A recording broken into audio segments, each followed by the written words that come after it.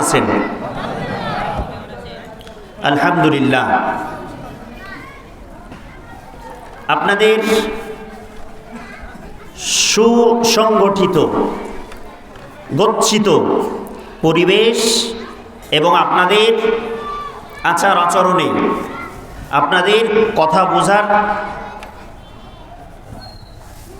সাড়াতে আমাদের যারা বক্তা, লেকচারার, আলোচক, তাদের আলোচনা তত বেশি সুন্দর হবে। যতটা আপনারা হেল্পফুল হবেন, আমাদেরকে হেল্প করবেন, সহযোগিতা করবেন, আমাদের আলোচনা ততটা আমরা করে কি পাই? আনন্দ পাই। এবং আমাদের কাছে মনে হয় যে হ্যাঁ, আপনারা বুঝতেছেন আমাদের কথাগুলো। আমি আপনাদের সামনে রাসূলুল্লাহ সাল্লাল্লাহু আলাইহি ওয়াসাল্লামের বিখ্যাত একটা হাদিস নিয়ে আজকে কথা বলার মনস্থ পোষণ করেছি। আল্লাহ তাআলার কাছে তৌফিক চাচ্ছি, আল্লাহ রাব্বুল আলামিন যেন তার এই গোলামের জবান থেকে এমন কিছু কথা, এমন কিছু নসিহত বের করে নিয়ে আসেন যা আমার জীবনে এবং আপনাদের সবার জীবনে কল্যাণ বয়ে নিয়ে আসবে। আমরা সবাই বলি আমিন। আরো জোরে বলেন আমিন। আজকে আপনাদের সামনে যে বিষয়টি নিয়ে আমরা কথা বলবো সেটা হচ্ছে কিয়ামতের দিন যখন কেউ কাউকে চিনবে না। বাবা তার সন্তানকে চিনবে না, সন্তান তার বাবাকে পরিচয় দেবে না, স্ত্রী যার জন্য মাথার ঘাম পায়ে ফেলে প্রবাস জীবনে সময় কাটিয়ে, স্ত্রীদের জন্য, সন্তানের জন্য এত পরিশ্রম, হাড় ভাঙা পরিশ্রম যাদের জন্য করেন, এমন স্ত্রীও কিয়ামতের দিন কেউ কারো স্ত্রী কোনো স্বামীর পরিচয়, একটু কথা বলেন, দেবে? পরিচয় দেবে না। যেই বন্ধু যাকে সাথে করে আপনি সিনেমার হলে দৌড়ান, যার জন্য একটা সিগারেটের পাছায় আগুন লাগিয়ে, এই আগুন লাগানোর পরে আপনি খাচ্ছেন, দুই বন্ধুর পীড়িতের মহাব্বত, টান, ভালোবাসা এত গাঢ়, এত মজবুত, ওই একই সিগারেট আর এক বন্ধু বাকি অর্ধেকটা খায়, এরকম আছে না? আরো জোরে বলেন, আছে না নাই? শুধু আছে, যখন বাংলাদেশে 2019 সালে করোনা ছিল, কি ছিল? করোনা। তখন সেনাবাহিনীর টহল চলতো রাস্তাঘাটে, চলতো না? কেউ মাস্ক ছাড়া রাস্তাতে চলতে পারবে না, একই সাথে একই মোটরসাইকেলে ডাবল চলা যাবে না, একই সাথে কোনো একটা হোটেলে, কোনো একটা দোকানে, কোনো একটা চায়ের স্টলে 5 জন, 2 জন, 5 জন একসাথে বসা যাবে না। সেই সময়ও, আমার কথা যদি ঠিক হয় তাহলে আপনারা হ্যাঁ জোগাবেন, সেই সময়ও যারা বিড়ির ওস্তাদ, বিড়িখোর, তারা কি করতো? মাস্ক লাগিয়ে দিয়ে এই মিডিলটা, মাস্কের মাঝখানটা কেটে দিয়ে সিগারেট টানতো। কথা বলেন। যখন বলা ছিল একজন আরেকজনের পাশে বসা বন্ধ, নিষেধ, যখন বলা ছিল কেউ বিদেশ থেকে আসলে তাকে হোম কোয়ারেন্টাইনে 7 দিন আগে অবস্থান করতে হবে, অথচ সেই বন্ধুর সাথে কতটা পীড়িত, কতটা মায়া মহব্বত, সে সিগারেট টানতেছে, তার মুখের লালাযুক্ত সিগারেট আর এক বন্ধু খায়। কথা বলে না? খায় না? খায় না? সিগারেট খোর আমাদের এখানে আছে না নাই? আপনারা স্বীকার করলেও আছে, না করলেও আছে। অনেকের পকেটে হাত দেন, পাওয়া যাবে না? এই মাল পাওয়া যাবে না? পাওয়া যাবে। দেখেন, এত মায়া মহব্বত, এত ভালোবাসা, কিন্তু কিয়ামতের দিন এই ভালোবাসার কোনো মূল্য থাকবে? কেউ কাউর চিনবে না, পরিচয় দেবে না। সেই কিয়ামতের ময়দানে আমার আল্লাহ রাব্বুল আলামিন স্পেশাল ভাবে 7 শ্রেণীর মানুষকে আল্লাহ তার আরশের ছায়াতলে ছায়াদান করবেন। বলেন কয় শ্রেণীর মানুষ? আবার বলেন কয় শ্রেণীর মানুষ? যখন কিয়ামতের দিন কোনো ছায়া থাকবে না একমাত্র রবের ছায়া ছাড়া, সেই দিন কয় শ্রেণীর মানুষকে আল্লাহ ছায়া দান করবেন? একটু জোরে বলেন। 7 শ্রেণীর মানুষকে। আমরা আজকে এই 7 শ্রেণীর মানুষ সম্পর্কে পরিচয়টা নেওয়ার চেষ্টা করব ইনশাআল্লাহ। আপনারা কি শুনতে চাচ্ছেন? কোন 7 শ্রেণীর মানুষকে, কাদেরকে আল্লাহ আরশের ছায়াতলে ছায়া দান করবেন, এটা আমাদের জানা একটু দরকার আছে না? একটু বলেন, আছে না নাই?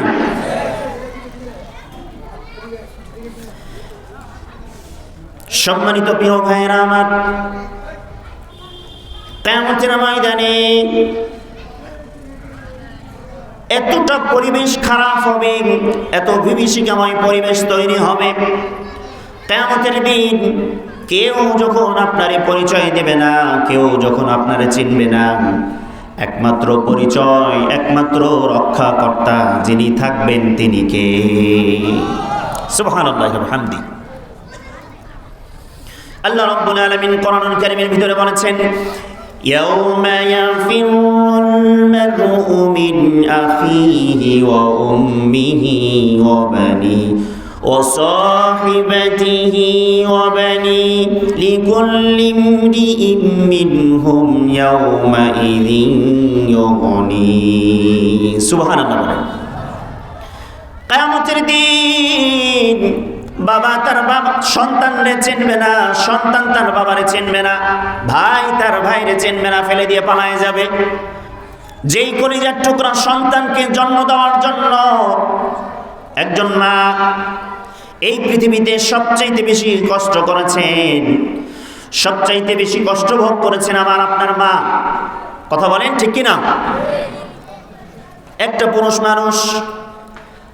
পুরুষ মানুষ যদি এই পৃথিবীর ইতিহাসে আমার আল্লাহ রাব্বুল আলামিন যদি কোনো পুরুষ মানুষকে পেটের মধ্যে সন্তান লালন পালন করতে দিতেন, ধারণ করতে দিতেন, মেডিকেল সায়েন্স ডাক্তার বলেন সন্তান মায়ের পেটের অবস্থায়, মায়ের পেটের ভিতরে থাকা অবস্থায় হাতের গুঁতো পায়ের গুঁতো যত অন্যায় করে, যত অত্যাচার করে, একজন বাবা যদি সন্তান পেটের ভিতরে ধারণ করত, রাগের কারণে সন্তান জন্মের সঙ্গে সঙ্গে গলা টিপে বাচ্চাকে বাবা মেরে ফেলতে। কিন্তু মা টোটাল ডিফারেন্স, মা একেবারে আলাদা। 10টি মাস আপনি কষ্ট দিয়েছেন পেটের মধ্যে। মেডিকেল সায়েন্স বলে একজন বাচ্চা, যেই বাচ্চাটা মায়ের পেটে সবচেয়ে কম নড়াচড়া করে, এমন একজন বাচ্চা তার মায়ের কলিজায়, মায়ের পেটের ভিতরে 4500 লাথি মারে। কয়টা? একটা বাচ্চা তার মায়ের পেটে এই 10 মাসের মধ্যে 4500 বার লাথি মারে। সুবহানাল্লাহি ওয়া বিহামদিহি। অথচ আমার আল্লাহ রাব্বুল আলামিন বললেন, এমন মা কিয়ামতের দিন তারপরও আপনার পরিচয় নেবে না, যে মা আপনার জন্ম দেওয়ার সঙ্গে সঙ্গে আপনার এত কষ্ট, এত লাথি খেলো, এত হাতের গুঁতো পায়ের গুঁতো খেলো, এত অন্যায়, এত বিচার আপনি মায়ের সাথে করেছেন। এরপরও মা আপনাকে ভূমিষ্ঠ করার সঙ্গে সঙ্গে, মা আপনাকে জন্ম দেওয়ার সঙ্গে সঙ্গে, আপনার চেহারাটা দেখার সঙ্গে সঙ্গে আমার আপনার মা তার 10 মাসের সব ক্লান্তি ভোগ সব দূর করে ফেলেছে। সুবহানাল্লাহ। এমন মা এরপরও কিয়ামতের দিন মায়ের কাছে যখন যাবে সন্তান, মা তার সন্তানকে চিনবে না। কোনো একজন সন্তান আমার মতো আবু সাইদ মনে করেন, আবু সাইদ আরিফের মতো কোনো একজন সন্তান কিয়ামতের দিন যদি ধরা খেয়ে যায়, একটা মাত্র নেকির কারণে তার আমলনামাটা হালকা হয়ে গিয়েছে, আমার রব বলবেন, ও আল্লাহর বান্দা যাও, তোমার যদি কোনো আত্মীয় থাকে, আজকে হাসরের ময়দানে কোনো যদি আত্মীয় থাকে, তার কাছ থেকে তুমি যদি একটা নেকি মাত্র ধার করে নিয়ে আসতে পারো, আমি আল্লাহ তোমারে গ্যারান্টি দিচ্ছি তোমারে জান্নাতে দিয়ে দেব।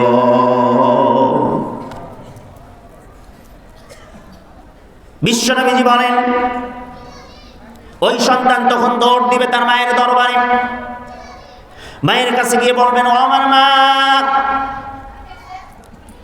আমার সব কিছু হিসেব নিকেশ কমপ্লিট, শুধুমাত্র একটা নেকি যদি আমার হয়ে যায়, একটা নেকির কারণে আমার আমলনামাটা আজকে হালকা হয়ে গিয়েছে। ও বাবা, ও আমার মা, আপনি তো আমারে কষ্ট করে পেটের ভিতরে ধারণ করেছিলেন, দুনিয়ার জমিনে নিয়ে আসার পর 2টা বছর 3টা বছর পর্যন্ত বুকের দুধ খাওয়িয়ে আমারে মানুষ করেছিলেন। শীতের রাত্রিতে যখন সবাই লেফের ভিতরে কম্বলের তলে কম্বল মুড়ি দিয়ে আরামের বিছানায় শীতের মৌসুমে মানুষ আরাম করেছেন, লেপের তলে আরাম করে ঘুম পেড়েছেন। ও মা, সেই সময়ও আমি যখন রাত্রিবেলা পেশাব করে দিয়েছি, পায়খানা করে দিয়েছি, আপনার কাপড় নষ্ট করে ফেলেছিলাম, কিন্তু আপনি তো কোনোদিন আমারে ধাক্কা দিয়ে ফেলাই দেন নাই, বরঞ্চ ওই শীতের রজনীতে উঠে উঠে আমার পোশাক চেঞ্জ করে পরিবর্তন করে দিয়ে এরপরে মা আপনি আমারে বুকের ভিতরে টেনে নিয়েছেন। ঠিক কিনা? এমন মা, এই মায়ের সন্তান যখন মায়ের কাছে যাবে, ও আমার মা, মাত্র একটা নেকির কারণে আজকে আমি আটকা। আমার জান্নাতের দরজার কাছে একটা মাত্র নেকি যদি আপনি আমার কাছে দিয়ে দেন, একটা মাত্র নেকি যদি আপনি আমার দান করে দেন, ও মা, তাহলে আজকে আমি আল্লাহ রাব্বুল আলামিনের বিচারের কাঠগড়া পার হতে পারবো। আল্লাহ আমারে মাফ করে দিয়ে জান্নাতের অধিবাসী বানায়া দিবেন। মা সেই দিন বলবে, ও সন্তান, মা সেই দিন বলবেন, ও যুবকরা একটু কান লাগায় শোনার চেষ্টা করো। আমার মায়েরা পর্দার মধ্য থেকে শুনতেছেন, যুবতী বোনরা, যুবক ভাইয়েরা কথাগুলো শোনার চেষ্টা করো। সেই দিন মা পরিচয় দেবে না, মা সেই দিন বলবেন, ও বাচ্চা, ও ছেলে, আমার তো দুনিয়াতে বিবাহই হয় নাই, আমি আবার সন্তান পেলাম কোথা থেকে? এমন মা, যে মা আপনার জন্য যখন আপনার কলিজার সন্তান, কলিজার টুকরা সন্তানের যখন একটু মাত্র জ্বর হয়, একটু মাত্র ঠান্ডা লাগে, সর্দি লেগে যায়, আমার আপনার মা এই আঁচলটা ধরে বসে, ও আল্লাহ, তাহাজ্জুদের সময় রবের দরবারে আঁচল তুলে বসে, আল্লাহ তুমি আমার জীবনটা নিয়ে নাও, ওই অসুখটা, আমার কলিজার টুকরার অসুখটা আমার উপরে চাপিয়ে দাও, কিন্তু আমার কলিজার টুকরা সন্তানটার এই অসুস্থতা আমি আর দেখতে পারি না। ঠিক কিনা? কলিজার টুকরা সন্তানের জন্য আমার আপনার বাবা এবং মা কতটা পেরেশানি হয়েছেন, কতটা কষ্ট করেছেন টের পাবেন। আমরা যারা এই মাহফিলের ময়দানে কথা বলতেছি, দায়ী হিসেবে কাজ করি, সারা রাত, কখনো কখনো বেশিরভাগ সময়টা রাত্রিবেলা সারা রাত আমাদের গাড়িতে কাটে, রাস্তার মধ্যে কাটে। যখন আমরা সিলেট থেকে, কক্সবাজার থেকে, মৌলভীবাজার থেকে মাহফিল করে আসা লাগে, সারা রাত আমাদের রাস্তার মধ্যে পার হয়ে চলে যায়, কখনো ঘুমে, কখনো নির্ঘুমে। অথচ আমরা দেখেছি আমাদের সন্তান আমাদের খোঁজ রাখে নাই, আমাদের স্ত্রীরা খোঁজ রাখে নাই, কিন্তু আমরা যখন তখন যে কোনো মুহূর্তে বাড়িতে ফিরেছি, সবার আগে গেটটা, দরজাটা খোলার জন্য আমার মা দৌড় দিয়ে এসেছে। সুবহানাল্লাহ। অথচ এমন মাও নাকি কিয়ামতের দিন চিনবে না। কি পেরেশানি হয়ে যাবে, কিয়ামতের ময়দানটা কতটা ভয়ানক পরিবেশ হয়ে যাবে। আম্মা জান আয়েশা সিদ্দিকা রাদিয়াল্লাহু তাআলা আনহা বলেন, ইয়া রাসূলুল্লাহ, ওগো নবীজি, কিয়ামতের পরিবেশ সম্পর্কে আমাদের একটু মাত্র ধারণা দিন। আবার পয়গম্বর বিশ্বনবী জনাবে মুহাম্মদুর রাসূলুল্লাহ সবাই বলেন সাল্লাল্লাহু আলাইহি ওয়াসাল্লাম, আল্লাহর নবী পয়গম্বর বিশ্বনবী জনাবে মুহাম্মদুর রাসূলুল্লাহ সাল্লাল্লাহু আলাইহি ওয়াসাল্লাম ডাক দিয়ে বললেন, ও আয়েশা রে শোনো, কিয়ামতের পরিবেশ এতটা ভয়ানক হবে, কিয়ামতের দিন প্রত্যেকটা মানুষ মাথায় কোনো টুপি থাকবে না, কোনো ক্যাপ থাকবে না, গায়ে কোনো পাঞ্জাবি থাকবে না, গায়ে কোনো জামা থাকবে না, পোশাক থাকবে না, কোনো শার্ট থাকবে না, কোনো জুব্বা থাকবে না, কোনো পাঞ্জাবিও থাকবে না, পায়ে কোনো জুতা থাকবে না, স্যান্ডেল থাকবে না, সবাই উলঙ্গ অবস্থায় কিয়ামতের ময়দানে উপস্থিত হয়ে যাবে। আম্মা জান আয়েশা সিদ্দিকা রাদিয়াল্লাহু তাআলা আনহা বললেন, ওগো নবীজি, এটা আপনি কি শোনালেন? এটা কেমনে সম্ভব? কিয়ামতের দিন যদি নারী পুরুষ সবাই উলঙ্গ অবস্থায় দাঁড়ায়, সবাই যদি গায়ের পোশাক না থাকে, পরনে যদি কোনো লুঙ্গি থাকে না, কোনো প্যান্ট না থাকে, গায়ে যদি কোনো পোশাক না থাকে, কিয়ামতের ময়দানে আপনার কথা অনুযায়ী যদি এইরকমটা হয়, কিয়ামতের ময়দানে একজন মানুষ আর একজন মানুষের দিকে তো চেয়ে থাকবেন, নারীরা পুরুষের দিকে চাইবেন, পুরুষরা নারীদের দিকে তাকায় থাকবেন। আল্লাহর নবী বিশ্বনবী জনাবে মুহাম্মদুর রাসূলুল্লাহ সাল্লাল্লাহু আলাইহি ওয়াসাল্লাম বললেন, আয়েশা রে শোনো, কিয়ামতের দিন এতটা বিভীষিকাময়, এতটা কঠিন পরিবেশ হয়ে দাঁড়াবে, মানুষ একজন আর একজনের দিকে তাকানো তো দূরের কথা, সেই দিন 3 মাসের, 4 মাসের, 6 মাসের 9 মাসের যত গর্ভবতী মায়েরা থাকবে পাগলের মতো এদিক সেদিক দৌড়াদৌড়ি করতে করতে পেটের বাচ্চা কখন খসে পড়ে যাবে তারা টের পাবে না। এতটা কঠিন মুহূর্তের সময় হবে। সেই দিনটাতে শুধুমাত্র আল্লাহ রাব্বুল আলামিনের সূর্য এসে মাথার এক বিগত পরিমাণ সামনে থাকবে। এই সূর্যের তাপের কারণে প্রত্যেকটা মানুষের মগজ গলে গলে টকবক টকবক করে ফুটতে ফুটতে এই কানের ছিদ্র দিয়ে, নাকের ছিদ্র দিয়ে, মুখের মধ্য দিয়ে বের হয়ে পড়ে যাবে। মানুষ যে যতটা পাপের সাথে জড়িত আছেন, মানুষ আজকে ডিজিটাল মানুষ হওয়ার কারণে ডিজিটাল পাপের সাথে জড়িত হয়েছে। কথা বলেন ঠিক কিনা?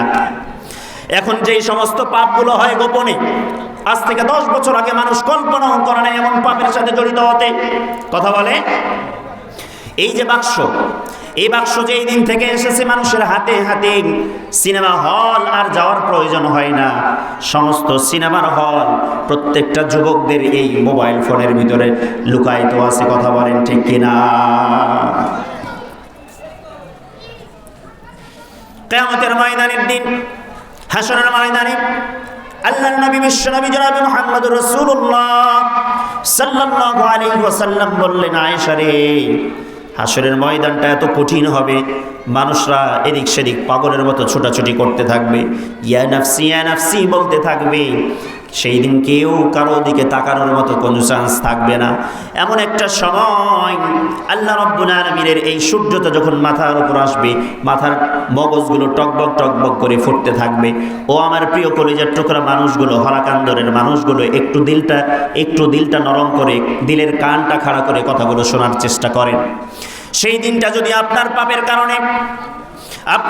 কারণে সূর্যের তাপ আপনার মগজগুলো যদি গলিয়ে গলিয়ে আপনার নাকের ছিদ্র দিয়ে, কানের ছিদ্র দিয়ে যদি বেয়ে বেয়ে পড়ে, জিহ্বাটা কুকুরের মতো ঝুলতে থাকবে, সেই দিন আপনার সাহায্যকারী কেউ পাবেন না, সাহায্যকারী কাউকে আপনি পাবেন না। এই পৃথিবীর কোনো বন্ধু বান্ধব আপনার সেই দিন বাঁচানোর যাবেন না। সেই দিন বাঁচানোর জন্য আপনি কোনো উকিল পাবেন না, কোনো আপনি জজ পাবেন না, কোনো ব্যারিস্টার পাবেন না। আজকে আপনার দল যদি ক্ষমতায় থাকে, আপনি যে কোনো অন্যায় করেন না কেন, ধর্ষণ করতে করতে সেঞ্চুরি পুরা করে দেন, কিন্তু আপনার দল ক্ষমতায় থাকার কারণেই আপনার জেলের গেট পর্যন্ত কেউ নিয়ে যাওয়ার চান্স পাবে না। ঠিক কিনা? যদি দলের লোক হয়, যদি নিজেদের লোক হয়, দর্শন করতে করতে সেঞ্চুরি পুরা করে দিচ্ছেন, অথচ বুকের সিনা টান টান করে দুনিয়ার চলাফেরা করেন। আবার দেখেন অন্যায়ের পর অন্যায়, পাপের পর পাপ, শত শত মানুষকে খুন করে, শত শত মানুষকে গুম করে, শত শত অপরাধ করে, শত অন্যায় করে। তারপরও কিন্তু দলের মোহরা থাকার কারণে, রাজনীতির ক্ষমতা থাকার কারণে, বংশীয় মর্যাদা থাকার কারণে আমরা অনেক সময় বেঁচে যাই কিনা বলেন। কিন্তু আপনি কিয়ামতের দিন আপনার কোনো নেতা পাবেন না, কিয়ামতের দিন আপনি কোনো বন্ধু পাবেন না, কোনো উকিল পাবেন না, কিয়ামতের দিন আপনি কাউরে পাবেন না, একমাত্র পাবেন আমার আল্লাহ রাব্বুল আলামিনকে। কথা বলেন ঠিক কিনা? আপনাদের জায়গা সংকট হচ্ছে, একটু কষ্ট করে মেহেরবানি করে সামনের দিকে এগিয়ে বসবেন সবাই, 1 মিনিটের মধ্যে। জি, দ্রুত সামনে আগান, সবাই নড়াচড়া করেন, সবাই হরকতে বরকত বাড়বে, সবাই আগান, সবাই সামনের দিকে আগান। পিছনের ভাইয়েরা খুব শক্ত, ওঠে না, সামনে আগান। আমি কিন্তু এখান থেকে সবাই ভালো করে দেখতে পাচ্ছি, চোখের জ্যোতি ভালো আছে আলহামদুলিল্লাহ। জি, খুব দ্রুত, পিছনেরটা এখনো উঠে নাই, বাম কোনা উঠে নাই এখনো। আপনারা আমাকে সহযোগিতা করবেন বলেছেন না? চলবে, আর কিছুক্ষণ চলবে। আপনারা সাপোর্ট করলে কিছু কথা বলা যাবে, যদি আপনারা সাপোর্ট না করেন তাহলে কথা বলা যাবে না। এক এক ফুলের গন্ধ এক এক রকম মজা। আমাদের প্রধান মেহমানের কাছ থেকে একরকম মজা পাবেন, আমার কাছ থেকে একরকম মজা পাবেন, হয়তো তার মতো পাবেন না। যেহেতু ওনার, আমরা যে পায়েস বুঝেন আপনারা, পায়েস রান্না করলে যদি দুধের মাত্রা বেশি দেন, চিনির মাত্রা বেশি দেন, তাহলে তার স্বাদ বেশি হয়। প্রধান মেহমানের কাছে দুধের মাত্রাও বেশি, চিনির মাত্রাও বেশি, মানে ওনার এলেম কালাম সব বেশি। আমার চাইতে। এই জন্য ওখানে মজাটা বেশি পাবেন, আমার কাছে একটু কম পাবেন, কিন্তু একটু কম পেলেও একটু নিতে হয়, এটা একটু নেওয়ার চেষ্টা করেন। আশা করি কিছুটা হলেও কল্যাণকর কিছু কথা আপনি নিয়ে যেতে পারবেন সম্মানিত কলেজের মানুষগুলো আমার একটু শোনার চেষ্টা করবেন। কিয়ামতের ময়দানে কেউই যখন আপনারে কোনো আশ্রয় দিতে পারবেন না, কারো কাছে যখন আপনি কোনো আশ্রয় পাবেন না, কোনো সাহায্য পাবেন না, কোনো সহযোগিতা পাবেন না, এখন যদি বলেন আল্লাহ রব্বুল আলামিন আমার নবীর ওপরে যে কোরআন নাজিল করেছেন, আমার নবীকে অনুকরণ যদি আপনি না করেন, আমার নবীর কোরআনের ওপরে, আল্লাহর কোরআনের ওপরে যদি আপনি অনুকরণ না করেন, আল্লাহর কোরআনকে যদি আপনি মান্য না করেন, কিয়ামতের দিন এই কোরআন আপনার বিপক্ষে দলিল হিসাবে দাঁড়িয়ে যাবে। আমার নবী আপনার বিপক্ষে কিয়ামতের দিন মামলা করবেন আল্লাহ রাব্বুল আলামিনের দরবারে, আল্লাহ রাব্বুল আলামিনের কোর্টে আপনার বিপক্ষে যদি আমার নবী মামলা করেন। এই পৃথিবীর কোনো মহাপুরুষ আছেন নাকি আপনি বলেন?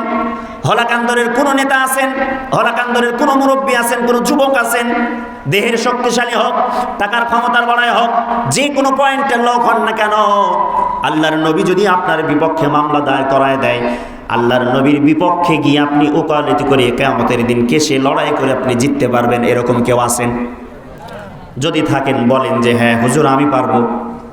আল্লাহর নবী, আল্লাহর পয়গম্বর বিশ্বনবী জনাব মুহাম্মদুর রাসূলুল্লাহ সাল্লাল্লাহু আলাইহি ওয়াসাল্লাম কিয়ামতের দিন ওই সমস্ত বান্দাদের বিরুদ্ধে আল্লাহর কোর্টে, আদালতে, আল্লাহ রাব্বুল আলামিনের কাছে কোর্টে সেই দিন মামলা দাঁড় করায় দিবেন, যারা আল্লাহ রাব্বুল আলামিনের কাছ থেকে নিয়ে আসা কোরআন পাওয়ার পরেও তারা কোরআন থেকে মুখ ফিরিয়ে চলে গিয়েছে। এখন বলবেন হুজুর আমরা তো কোরআনের পক্ষের লোক, আমরা তো কোরআনের বিপক্ষে কোনোদিন যাই নাই। বলেন দেখি দাড়ি কাটা মানুষ এখানে আছে না নাই? একটু জোরে বলতে হবে, আছে না নাই? কোরআন কি দাড়ি কাটতে বলেছেন নাকি রাখতে বলেছেন? বলেন দেখি বাবা মায়ের সাথে খারাপ ব্যবহারকারী লোক এখানে আছে না নাই? কোরআন বাবার সাথে মায়ের সাথে ভালো আচরণ করতে বলেছেন নাকি খারাপ আচরণ করতে বলেছেন? কথা বলতে হবে আপনাদের। ও দুনিয়ার মানুষ, ও হলাকান্দরের মানুষ, একটাবার চিন্তা করে দেখেন, বিবেকটারে খাটায় দেখেন, আমার আল্লাহ রাব্বুল আলামিন যা যা বলেছেন আপনি কিন্তু তার বিরুদ্ধে আচরণ করতেছেন। শয়তান যা বলেছেন আপনি তাই শুনতেছেন, আল্লাহ যা বলেছেন, নবী যা বলেছেন তা শোনেন।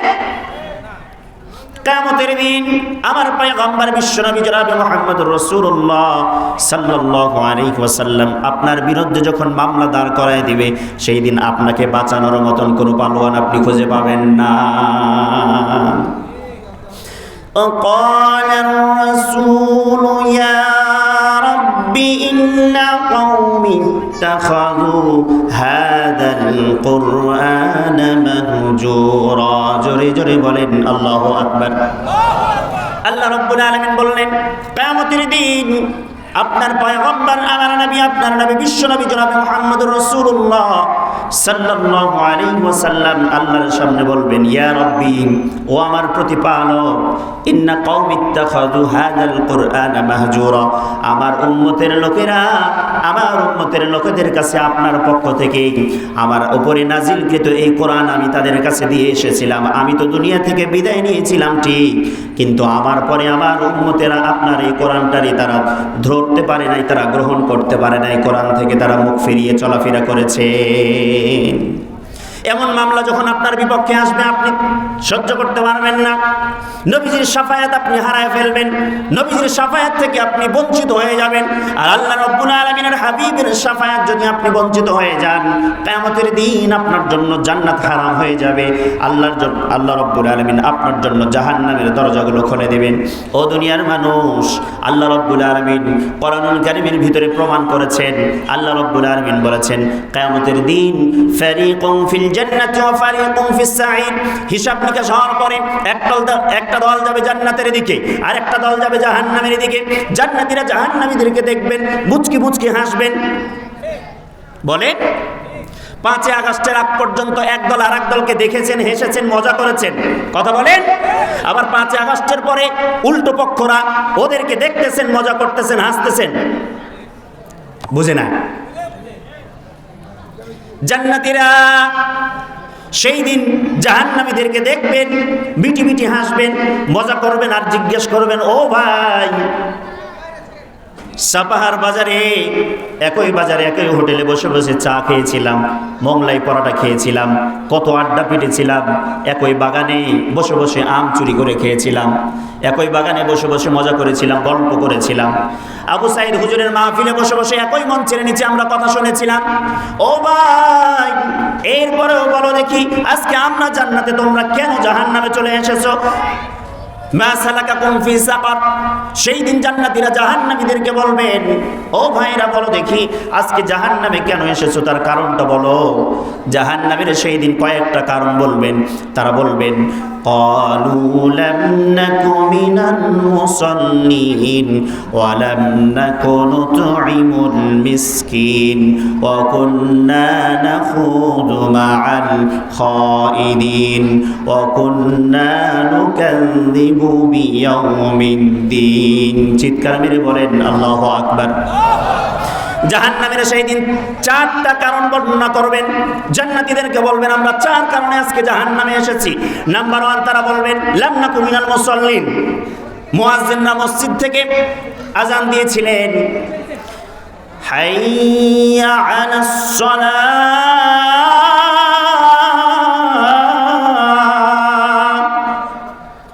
মসজিদের মুয়াজ্জিনরা হাইয়া আলাস সালাহ, এসো নামাজের জন্য, এসো নামাজের দিকে, হাইয়া আলাস সালাহ, এসো কল্যাণের দিকে, হাইয়া আলাল ফালাহ, এসো কল্যাণের দিকে।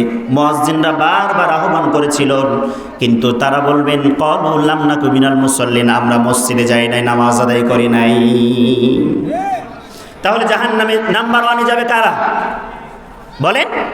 বেনামাজি যারা। এখানে অনেক আল্লাহর বান্দা আছেন, মহিলা প্যান্ডেলে অনেক আল্লাহর বান্দিরা আছেন, যারা আজকে মাহফিল শুনতে এসেছে, এটা ঠিক, কিন্তু হয়তো কোরআন কেমনে হুজুররা বলে এটা দেখতে আসে নাই, শুনতে আসে নাই, কোরআন থেকে শিক্ষা নিবে এটা ভেবে আসে নাই। ভেবেছেন ঢাকার থেকে একজন বক্তা আসবেন, কেমন সুন্দর চেহারাটা একটু দেখে আসি। চাঁপাইনবাবগঞ্জ থেকে একজন বক্তা আসবেন, কেমন চেহারাটা দেখে আসি। এখানে আপনাদের মধ্যে অনেক বান্দা আছেন, অনেক আল্লাহর বান্দি আছেন, এরকম চলো যাই, দেখব কণ্ঠ যদি সুন্দর থাকে একটু শুনবো, কণ্ঠ সুন্দর না থাকলে ভেগে যাব, এরকম অনেক আছে না নাই? সেই দিন তারা বলবেন, লাম নাকু মিনাল মুসাল্লিন, আমরা নামাজি ছিলাম না। আল্লাহ রাব্বুল আলামিন কোরআনুল কারীমের ভিতরে বলেছেন, ইন্নাস সালাতা তানহা আনিল ফাহশাই ওয়াল মুনকার। জোরে বলেন আল্লাহু আকবার। আল্লাহ রাব্বুল আলামিন বললেন, ও দুনিয়ার মানুষ, মনে রাখার চেষ্টা করো, নিশ্চয় নামাজ মানুষদেরকে অন্যায়, অশ্লীল, বেফাহিশ কাজ থেকে মানুষদেরকে হেফাজত করে। ও দুনিয়ার মানুষ, একটাবার দেখেন, বাংলাদেশে অনেক এমপি মন্ত্রী, অনেক নেতা নেত্রীরা আছেন যারা নামাজি বলে আমরা নামাজি, আবার মানুষ হত্যা করে, বলে আমরা নামাজি, আমরা তাহাজ্জুদ। এক একজন বলে প্রতিদিন ফজরের পরে কোরআন ছাড়া আমাদের দিন শুরু হয় না, আছে না নাই? এক একজন বলে প্রতি রাত 70-80 রাকাত করে তাহাজ্জুদের নামাজ পড়ি, আছে না নাই? এক একজন বলেন আমার লিডার, আমার নেতা, আমার নেত্রী ঘুম থেকে উঠার আগে যায় নামাজ খুঁজে, আগে তাসবিহ খুঁজে, এরকম আছে না নাই? আবার দেখা যায় ওই নেত্রী মানুষরে জবাই করে, ওই নেত্রী মানুষরে হত্যা করে। আমার দেশের টাটকা টাটকা যুবকদেরকে, আমার দেশের টাটকা টাটকা তরুণ তরুণ যুবকদেরকে, শত শত যুবকদেরকে মারার পরেও তারা চেয়েছিল ক্ষমতাটা নিজের কাছে থেকে যায়।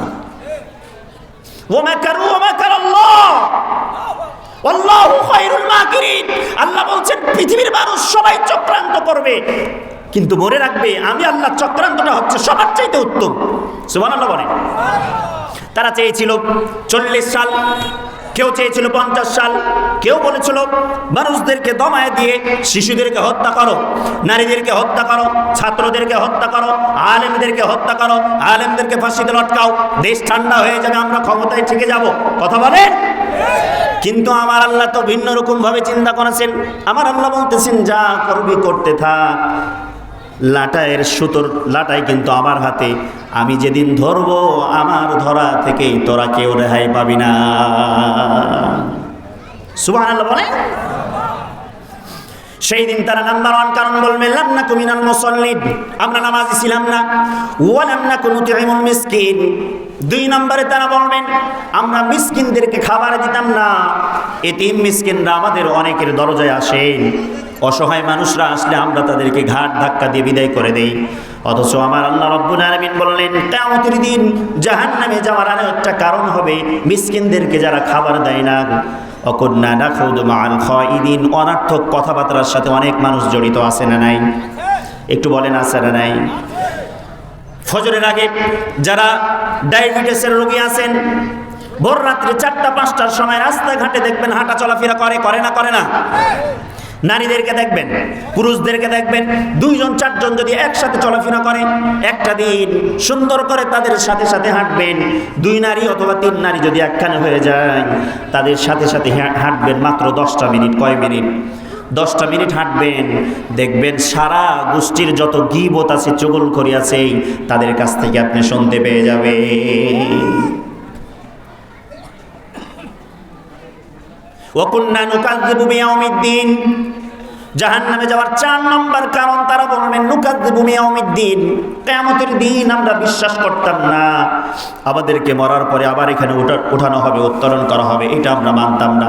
এই 4টা কারণে মানুষ জাহান্নামে যাবে, আর এই জাহান্নামীদেরকে জান্নাতীরা দেখবেন মিটি মিটি মিটি মিটি হাসবেন।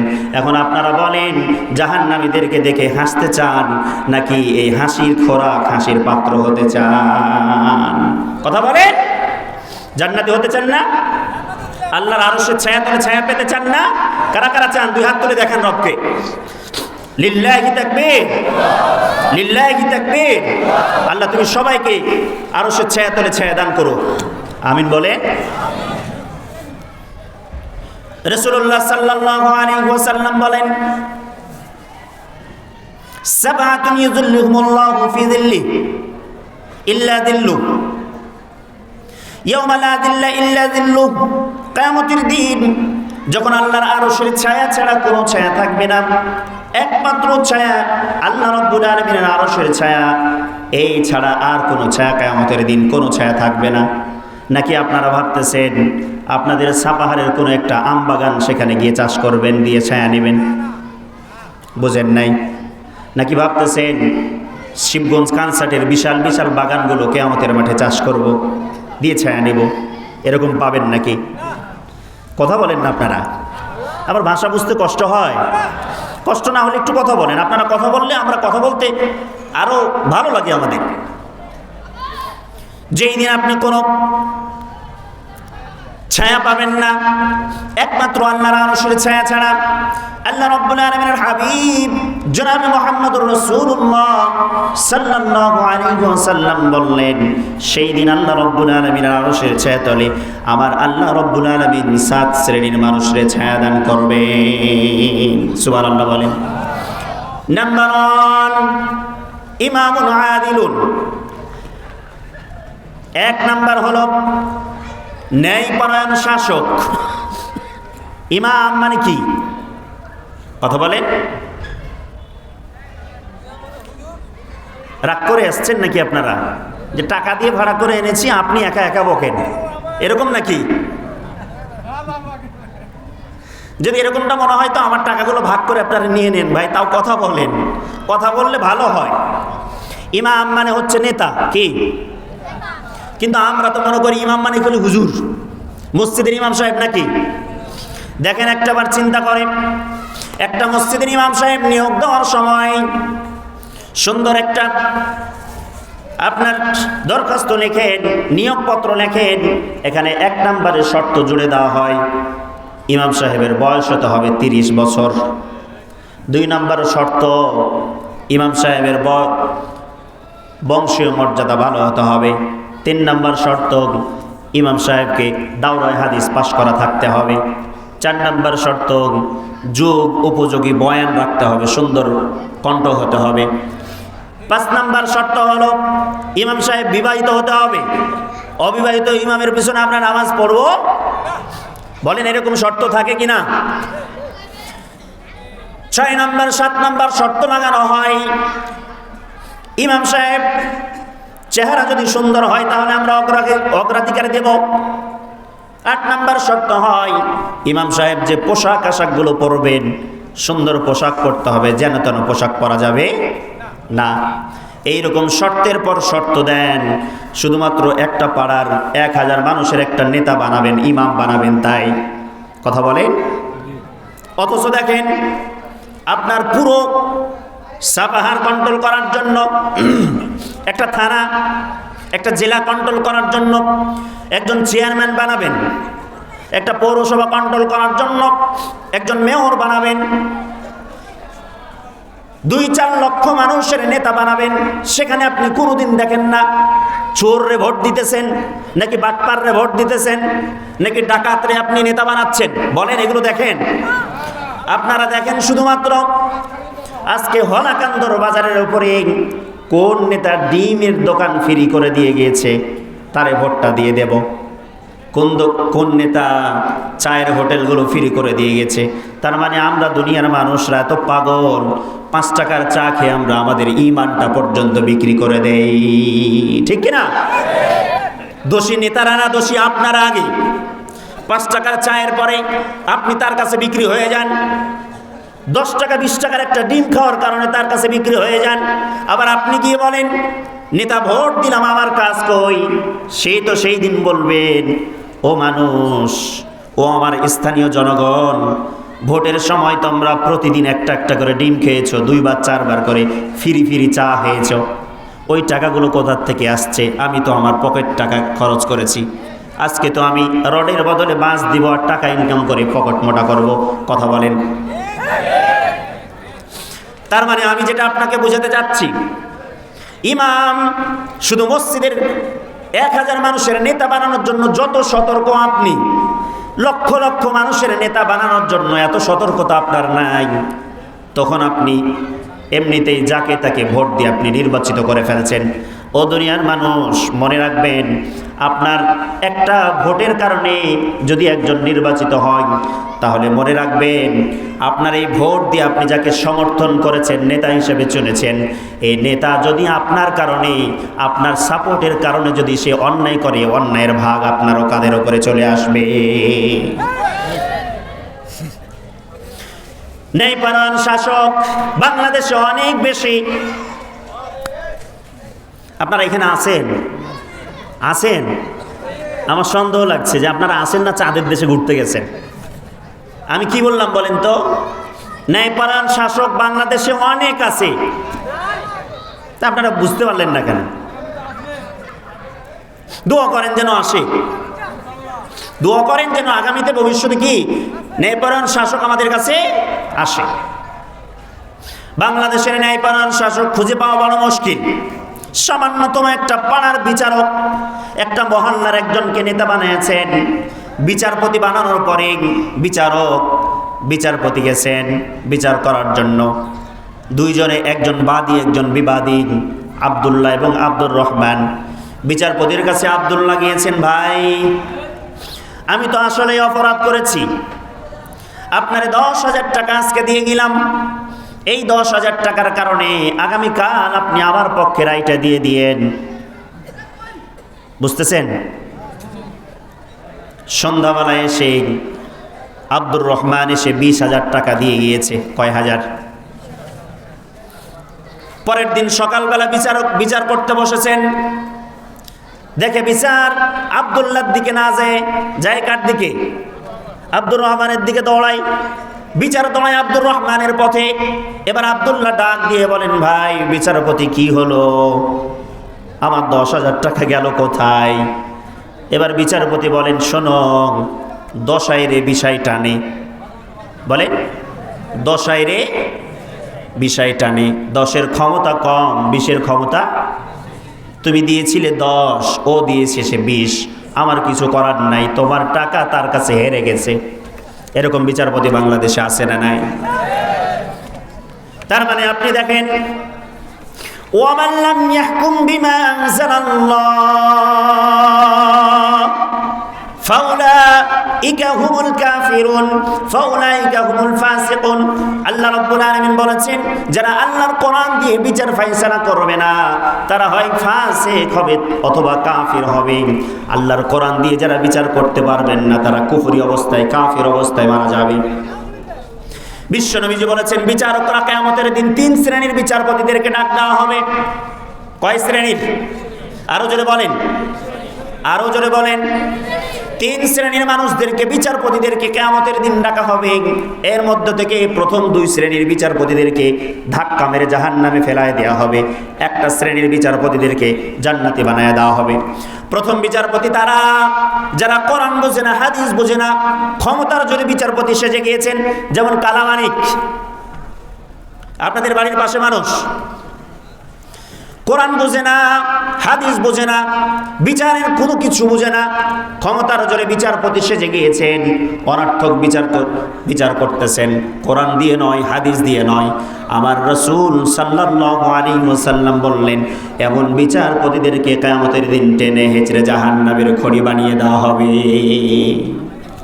আবার 2 নম্বর কোয়ালিটির বিচারপতি যারা কোরআন বুঝে, হাদিস বুঝে, এলেম কালাম আছে, কিন্তু বিচার করতে বসার পরে দেখে দলের লোক কোনটা তার পক্ষে রায় দেয়, বিপক্ষের কোনটা তার বিপক্ষে রায় দেয়, বলে এইরকমটা যদি টালমাটাল করে, বুঝার পরে না বুঝার ভাঁজ করে বিচার কার্য ফয়সালা করতে যায়, আমার নবীজি বলেছেন এদেরকেও ধার ধাক্কা দিয়ে জাহান্নামের ভিতরে নিয়ে যাওয়া হবে।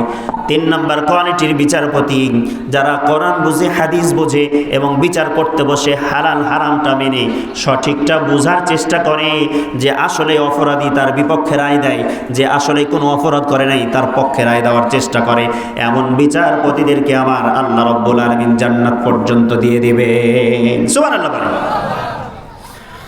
তার মানে বোঝা যায়, হকের পক্ষে যদি আপনি থাকেন, কোরআনের পক্ষে যদি আপনি থাকেন, আল কোরআন হুজ্জাতুল লাকা ওয়া আলাইক, কোরআন আপনার পক্ষে অথবা বিপক্ষে দাঁড়াবে। কোরআনের পক্ষে যদি আপনি থাকেন, কোরআন আপনার পক্ষে কিয়ামতের দিন শাফায়াত করবেন, সুপারিশ করবেন।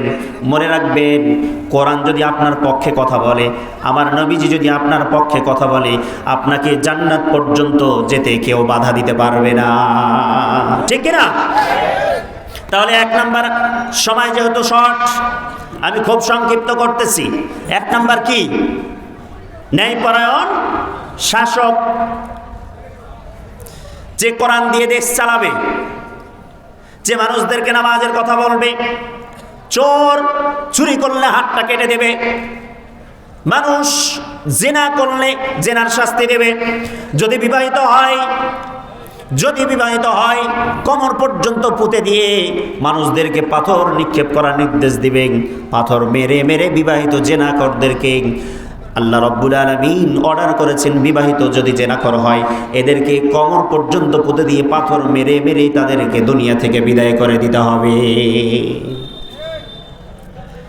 কিন্তু বাংলাদেশের জমিনে লক্ষ লক্ষ জেনাকর এখনো ঘুরে বেড়ায়, বিচার হয় না।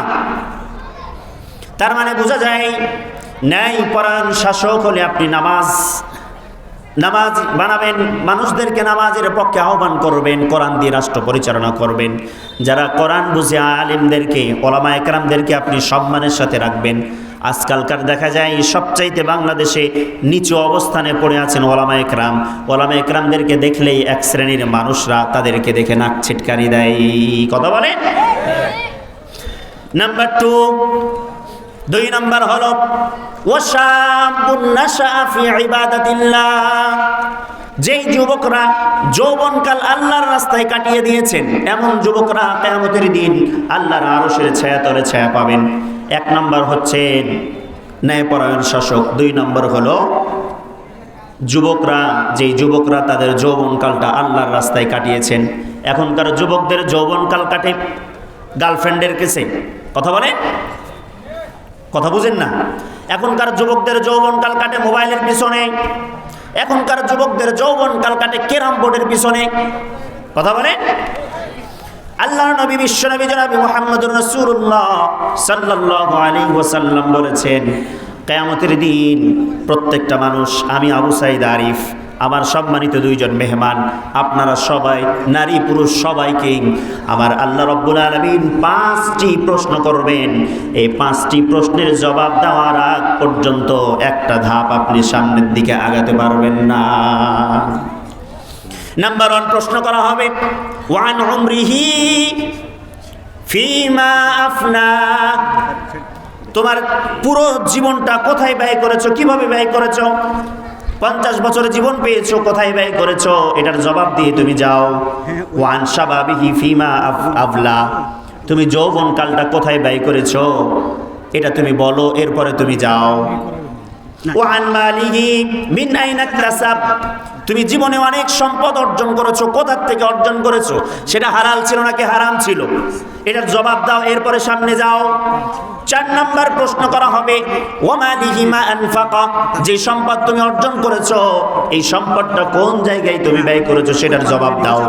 5 নম্বরে প্রশ্ন করা হবে, ওমাজা আমিলা ফিমা আলিম, তুমি যে ইলম অর্জন করেছো তার বাস্তবায়ন কতটুকু করেছো, আমলের জিন্দেগিতে কতটুকু তুমি বাস্তবায়ন করেছো সেটার জবাব দাও। এই 5 প্রশ্নের জবাব না দেওয়া পর্যন্ত কোনো আল্লাহর বান্দারে আল্লাহ তাআলা কিয়ামতের দিন একটা ধাপ সামনের দিকে এগোতে দেবেন না।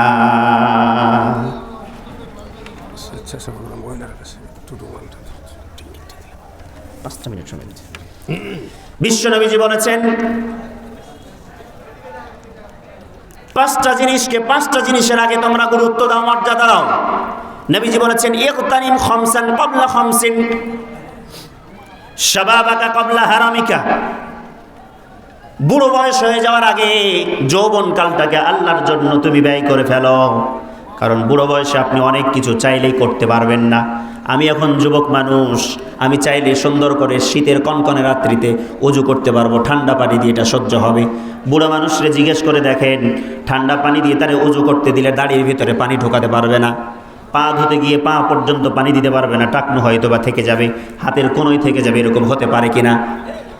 বুড়া মানুষ বাড়ির থেকে ওযু করে গেলে মসজিদ পর্যন্ত যেতে গেলে বায়ু সরে যেতে পারে, ময়লা আবর্জনা ভরে যেতে পারে, কিন্তু যুবক এটা বাঁচতে পারবে।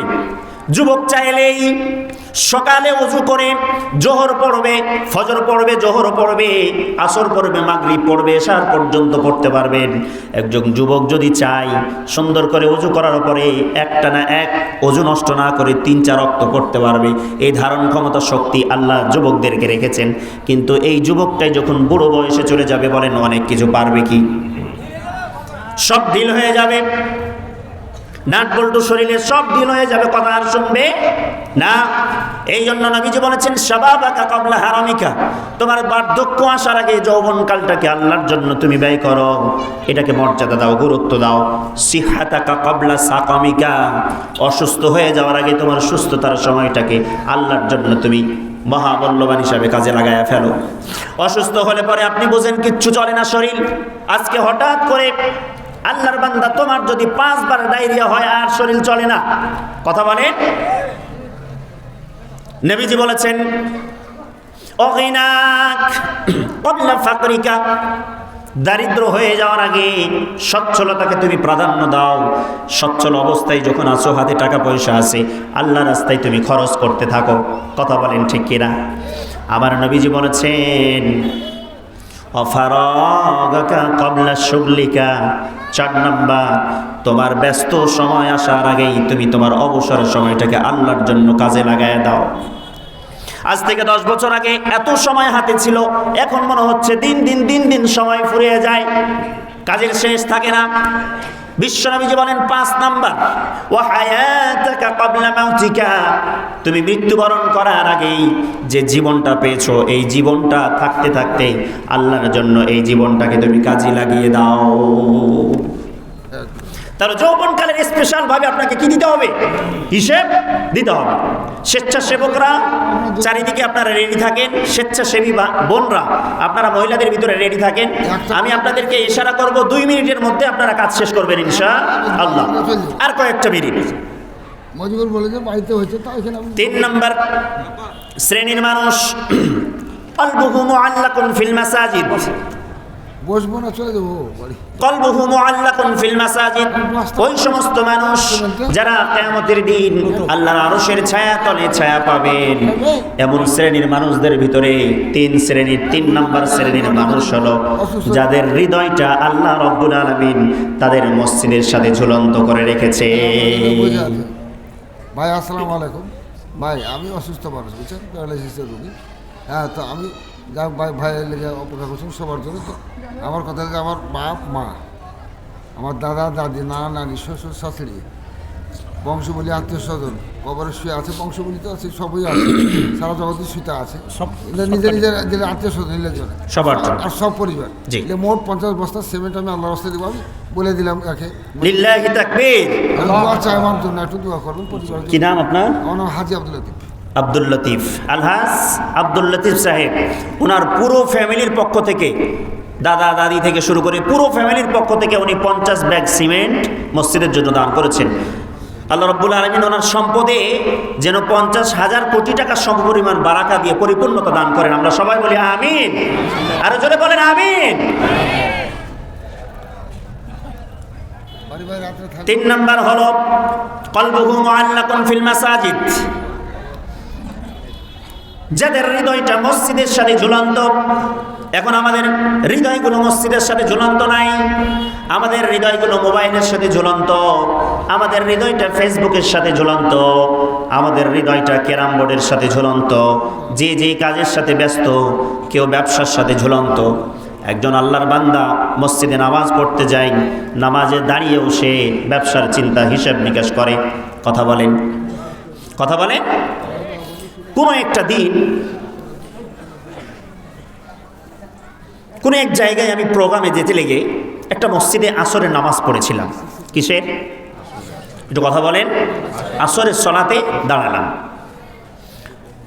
ভাগ্যক্রমে ইমাম সাহেব ভুল করে 3 রাকাত নামাজ পড়েছেন। কয় রাকাত? ভুল হয়ে গেল না? 1 রাকাত ছুটে গেছে। তো মুসল্লিরা সবাই দ্বিধাদ্বন্দ্বে পড়ে গেছে, আসলে 3 হলো না 4 হলো। ইমাম সাহেব বুঝতে পারে নাই, দ্বিধাদ্বন্দ্বে পড়ে গেছে। এক আল্লাহর বান্দা জোর করে বলতেছেন, আমি গ্যারেন্টি দিলাম 100% 3 রাকাতই নামাজ হয়েছে। ইমাম সাহেব বলতেছেন, কারো গ্যারেন্টি নাই, সবাই দ্বিধাদ্বন্দ্বে আছে, আপনি কিভাবে গ্যারেন্টি দিচ্ছেন? কারণটা বলেন। উনি জানতে চাচ্ছেন আর কি ইমাম সাহেব। তখন উনি বলতেছেন, হুজুর আপনি জানেন না, এই যে মসজিদের পাশে যে মার্কেটটা, এই মার্কেটে আমার 4 কোণাতে 4টা দোকান আছে। কয়টা? একটু কথা বলেন। কয়টা? 4টা। আমি প্রতিদিন দিন শেষ করে আসরের নামাজে দাঁড়াই, 4 রাকাত নামাজে 4টা দোকানের হিসাব করি। আজকে ওই যে কোণার দোকানটা এখনো হিসাবটা বাকি আছে, তার মানে আমি গ্যারেন্টি 100% 4 রাকাতের নামাজ হয় নাই, 3 রাকাত হয়েছে। এখন এরকম যদি মুসল্লি হয়, বলেন আসলে সে নামাজে গেছে নাকি হিসাব করতে গেছে? হিসাব করতে যায় নাই। তাইলে কলবুহু মুআল্লাকুন ফিল মাসাজিদ, যাদের হৃদয়টা আত্মাটা মসজিদের সাথে ঝুলন্ত থাকবে, মসজিদের জন্য ডাক আসবে, আপনি দান করবেন। হাইয়া আলাস সালাহ, হাইয়া আলাল ফালাহ বলে ডাক আসবে, আপনি মসজিদের দিকে ছুটে আসবেন।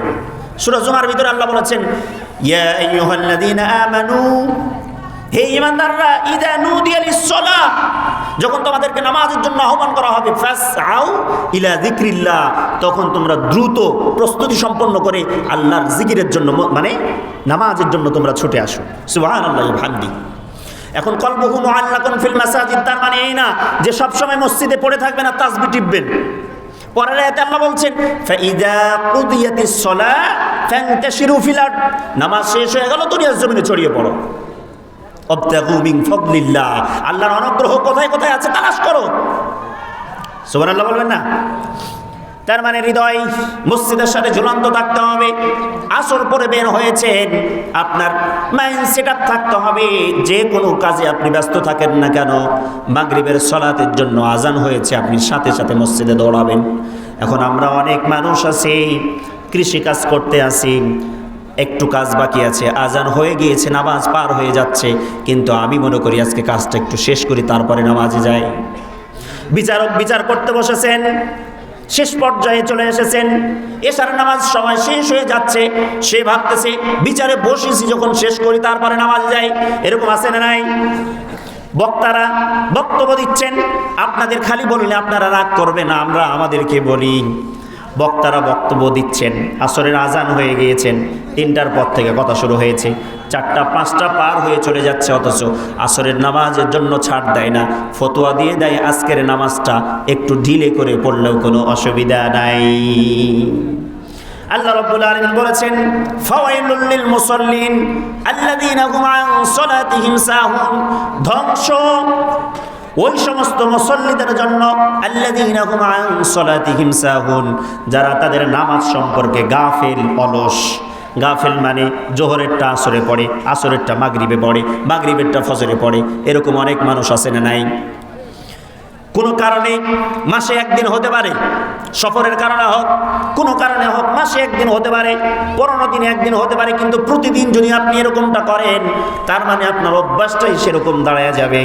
নামাজের প্রতি আপনার মায়া মহাব্বত এখনো জাগে নাই। নামাজে আপনি দাঁড়িয়ে লাইট গোনেন, ফ্যান গোনেন, মসজিদের ভিতরে নামাজে দাঁড়িয়ে আপনি চুপচাপ দাঁড়িয়ে, কোনো কেরাত নাই, আপনার কোনো কেরাত নাই, কোনো দোয়া পড়া নাই, আপনি এদিক সেদিক আজে বাজে আচরণ করেন, কথা বলেন, ঠিক কিনা? এরকম করলে নামাজ হবে? নবীজি বলেছেন, আন তা'বুদাল্লাহ কাআন্নাকা তারা ফাইন লাম তাকুন তারা ফাইন্নাহু ইয়ারাক। সুবহানাল্লাহ বলেন। যখন তুমি নামাজের মধ্যে দাঁড়াবা, তখন তুমি মনে করবা তোমার রবের সামনে তুমি দাঁড়িয়ে আছো, তোমার রবকে তুমি দেখতে পাচ্ছ। ফাইন লাম তাকুন তারা, যদি তোমার ঈমানের দুর্বলতা হয়, যদি তোমার ঈমানের হালাত এত ঘাটতি থাকে, ঈমানের দুর্বলতার কারণে তুমি তোমার রবকে দেখতে না পাও, এটা 100% ভাবে বিশ্বাস করবা, তুমি তোমার ঈমানের দুর্বলতার কারণে তুমি তোমার রবকে দেখতে পাচ্ছ না, এটা যেমন ঠিক, কিন্তু তোমার রব তোমারে 100% ভাবে দেখতেছে। সেই রবের সামনে দাঁড়িয়ে কেমনে আপনি নামাজে দাঁড়িয়ে দাঁড়িয়ে অন্যমনস্ক হয়ে থাকেন?